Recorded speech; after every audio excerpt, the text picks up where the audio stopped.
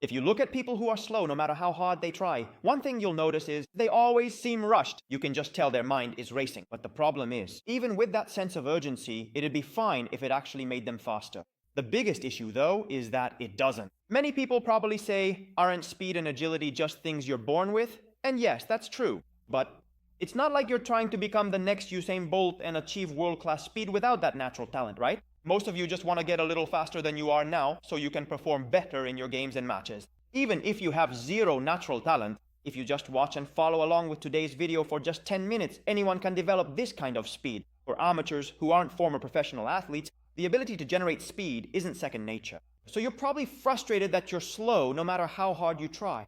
And even if you tell yourself it's just a lack of effort, the reality is your body itself isn't prepared, which is why getting injured in a flash is so common. Oh, so I should just give up then. If that's what you're thinking, that's not the case at all. For amateurs especially, it's incredibly important to understand the correct principles and train smart based on that knowledge. Your body isn't prepared and you don't have a lot of time, right? For 14 years, my sole focus has been on how to build a stronger, faster body. I've met a lot of people in that time, and I've seen plenty of fast runners. But no matter how fast they were, they couldn't properly do the one thing I'm going to talk about today.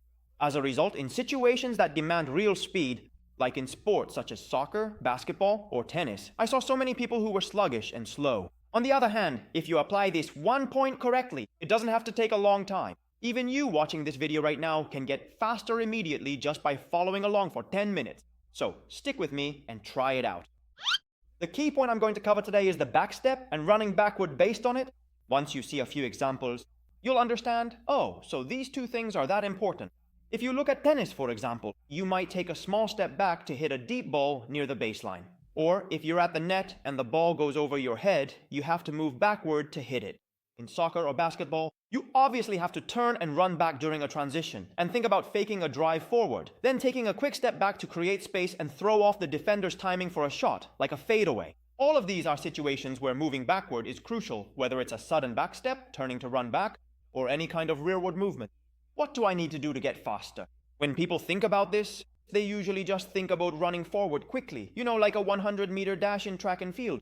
But no matter how fast you can run forward, running sideways or backward is a completely different story. And for most people, the idea of getting faster includes being able to move quickly backward and to the left and right. It's about being able to move quickly in various directions. Of course, just running forward is still much better than doing nothing. But unless you're willing to put in a huge amount of time, you can get faster in a short amount of time just by learning the right methods. So, how do you get faster? I'll tell you right now.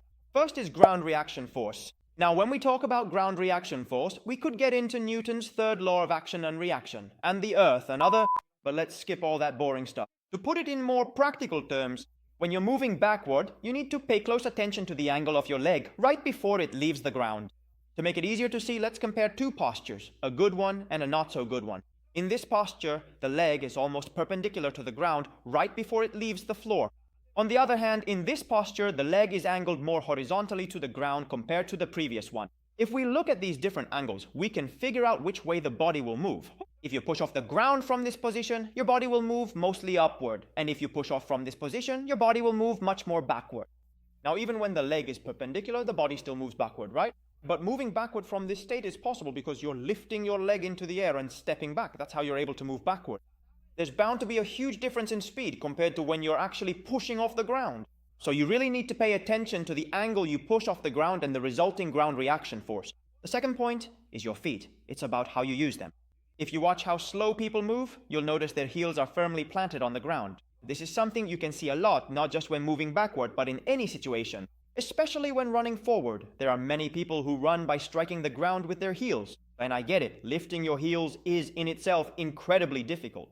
You have to support your heavy body weight with just the tips of your toes, which puts a lot of strain on your calves. But what can you do? To get faster, you have to use that much force. So you have to accept the strain on your calves and maintain a state where your heels are constantly lifted. And this posture of putting weight on your heels, many people actually adopt this stance in their everyday lives. That's why it can feel natural to keep your heels on the ground. But when you need to move quickly, it's different. Whether it's hard or not isn't the point. What's important is moving quickly. So you have to lift your heels. Support your weight on the front of your feet. From that position, you can push off the ground to move your body backward quickly. But that doesn't mean you should do it like this. Just this much. Just enough that you're wondering, are my heels even off the ground? That's the level you should maintain. Only when you're pushing off the ground hard should you lift your heels a bit more to use your toes and calf muscles more forcefully. You should adjust it like that. Okay, so now you might be thinking, I get the general concept, so what do I actually do?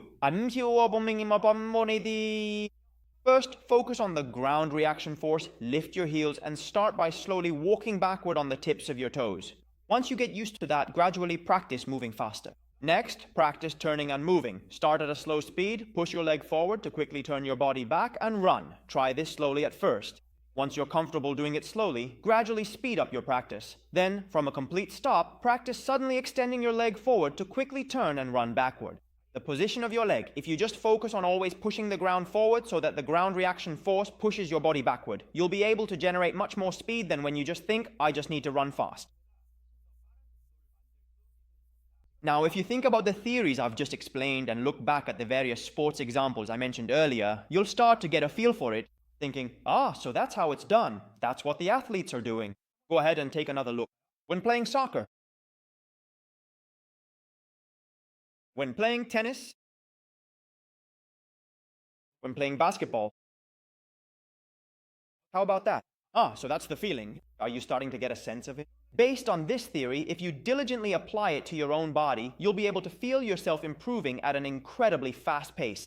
However, in this video, I've been passionately explaining just how important it is to move backward quickly. I've been saying that. But in reality, no matter what sport you play, fundamentally running forward quickly is what's truly important. Especially things like suddenly bursting forward from a standstill, or moving quickly to the side. This kind of speed and agility is crucial when playing sports. And while it's best to meet in person and show you the postures one by one, those who want to do that can contact me separately. But I'm sure there are many people for whom that's difficult. People who live far away or find it hard to make time. For those people, I've also prepared an online class. Instead of covering this in fragmented pieces or explaining it in a difficult theoretical way, I've prepared an online class that's just like as if I were right there watching and teaching you. I've prepared everything starting with a free class. For more details, please click the link in the pinned comment and check it out. Well then, thank you for watching this long video to the end.